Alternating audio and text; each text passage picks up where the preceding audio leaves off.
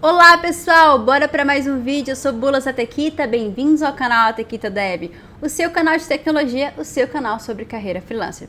Semana passada eu participei do TDC, que é um super evento de tecnologia, onde eu pude aí palestrar sobre Clean Code, sobre boas práticas na hora do desenvolvimento. Como a palestra era fechada, muitas pessoas queriam participar, tinham interesse no tema, mas não conseguiram. Então resolvi resumir um pouquinho desses conceitos que são muito importantes na hora da gente analisar se a gente realmente está escrevendo um código de qualidade. Então bora pro vídeo que esse tema é super importante.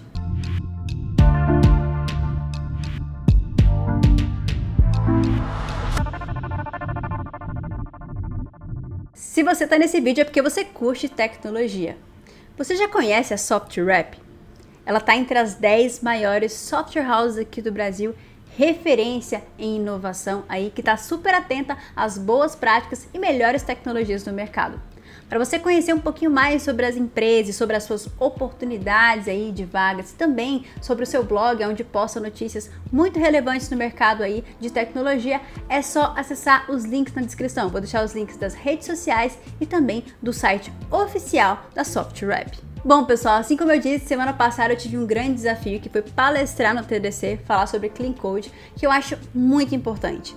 Então eu resolvi resumir um pouquinho, é claro que eu não consigo abordar tudo que tem na palestra, porque é uma palestra um pouquinho grande, de 25 minutos, mas eu tentei enxugar um pouquinho do que é realmente relevante, né, e importante na hora de você analisar se você está escrevendo um bom código. É claro que eu indico também a leitura do livro do Uncle Bob, que é justamente Clean Code, que foi escrito aí em 2008, para que você entenda profundamente quais são essas boas práticas. E para começar, começando assim, do começo de fato, o que seria Clean Code? Clean Code são boas práticas, na verdade é uma filosofia de desenvolvimento, onde você tem essas boas práticas para aplicar durante o desenvolvimento, visando que o seu código seja fácil de dar manutenção. Porque o que acontece? Esse termo foi citado primeiro em 2008, justamente no livro do Uncle Bob, que chama Clean Code, onde ele entendeu que um dos maiores gargalos do desenvolvimento era justamente a manutenção do software. Então, normalmente a gente está muito preocupado com a construção, mas entende-se que a gente perde muito mais tempo na manutenção do código. Então, pensar um código bem escrito, com boas práticas, para que seja fácil de dar manutenção, é muito importante quando a gente fala em qualidade de desenvolvimento de software. E foi justamente sobre isso o tema da minha palestra. E resumindo aqui, porque eu acredito que muitas pessoas se questionam, será que o meu código é bom? Será que o meu código tem qualidade? Eu vou falar sobre 3 fatores que você pode observar no seu código para saber, para analisar, identificar, na verdade, são indícios de que seu código está mal escrito. O primeiro deles, que é muito polêmico, são comentários. Comentários, na verdade, podem evidenciar que o seu código não está tão explicativo assim. O que acontece? Nós temos a linguagem da máquina e nós temos a linguagem humana. E cada vez mais as linguagens de programação vêm evoluindo para que esse abismo seja diminuído. Então, quando você pega uma linguagem moderna com um código bem escrito, é como se você estivesse lendo um texto, umas instruções. Fica muito fácil de entender o que ele está falando, justamente porque as variáveis são autoexplicativas, os nomes das funções realmente correspondem ao que elas fazem. Então, sempre que você for colocar um comentário no seu código, se questione se esse comentário não está explicando alguma deficiência do seu código.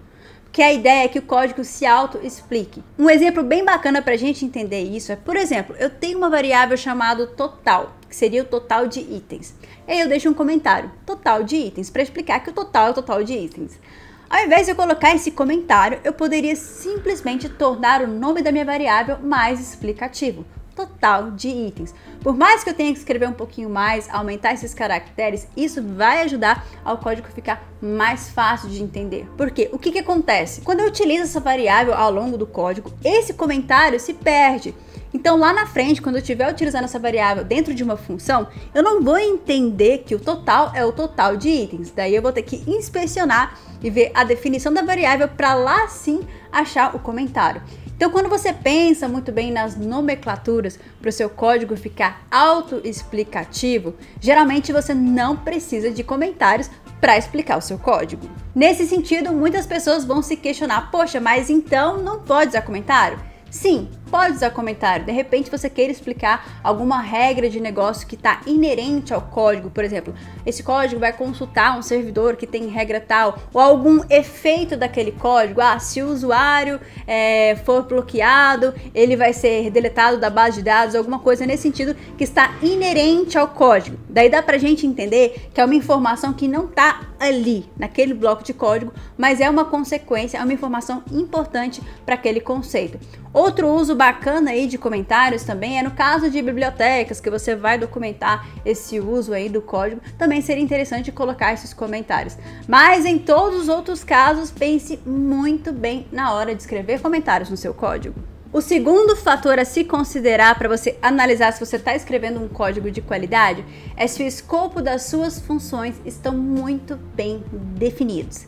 Então, quando você tem uma função gigantesca que faz um monte de coisa, vai ser muito difícil com que você consiga testar essa função e dar manutenção nesse código. Então, prefira funções pequenas com escopos muito bem definidos e escopos pequenos. Isso vai de encontro ao conceito de responsabilidade única. Então, sempre que estiver escrevendo uma função, pense qual que é a responsabilidade desse método, qual que é a responsabilidade dessa função, para você entender se você realmente está escrevendo algo condizente e até a nomenclatura dessa função. Será que o nome da função corresponde realmente ao que ela faz? É muito importante levar em consideração esses fatores quando a gente está escrevendo o nosso código. E o terceiro fator, que é o mais importante, é se o seu código é testável. Se você está escrevendo um bom código, o primeiro indício é que ele é fácil de ser testado. Por quê?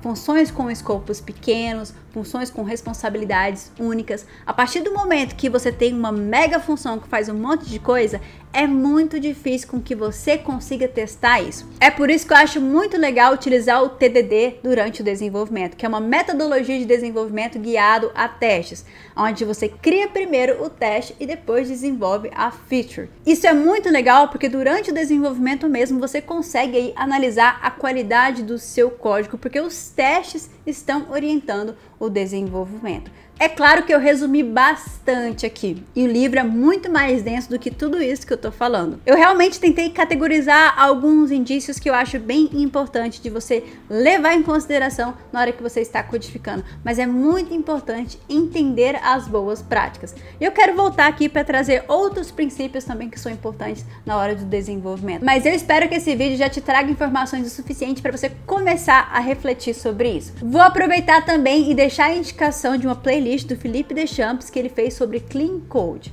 E tem muitas informações sobre essas boas práticas lá nessa playlist. E é claro, se você puder também, ler o livro, que é muito importante. Eu espero que você tenha gostado desse vídeo. Se você gostou e ainda não é inscrito, tá esperando o quê? Aproveita para se inscrever e assinar o sininho de notificação para ficar atento a todos os conteúdos que rolam por aqui. Lembrando também que o meu curso está com 15% de desconto nesse mês.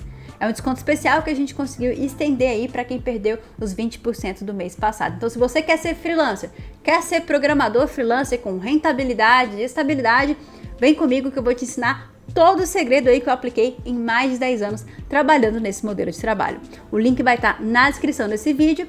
Eu espero você em um próximo vídeo e até mais!